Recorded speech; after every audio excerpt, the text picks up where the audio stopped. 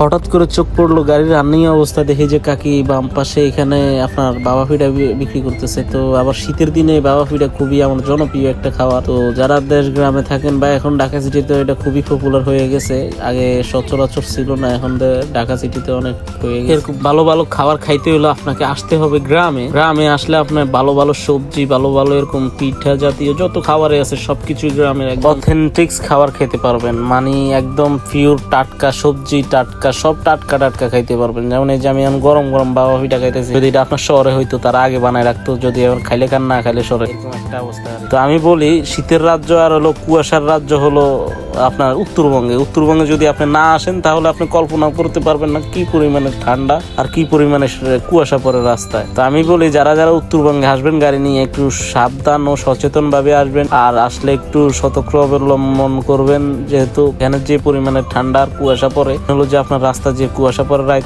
ধরেন 12টা-1টার পর থেকে রাস্তা দেখা যায় না, এরকম একটা অবস্থা। আর আপনার লাইট যদি ভালো থাকে আমি মনে করি যে ঠিক আছে, কিন্তু লাইট যদি খারাপ থাকে আমি মনে করি উত্তরবঙ্গে আপনার জন্য না। তো গাইস, তো এখন খাইতেছি হলো চা, মানে কি কমু আর চাটা খাইতে খুবই ভালো লাগতেছিল, কারণ আমার গলাটা পুরো বইয়া গেছে, আমি একদমই কথা বলতে পারতেছি না। মানে কি কমু আর গলার মধ্যে মনে হইতেছে কালকে ঘূর্ণিঝড় গেছে। তো সবাই ভালো থাকুন, সুস্থ থাকুন, আল্লাহ হাফেজ, আসসালামু আলাইকুম।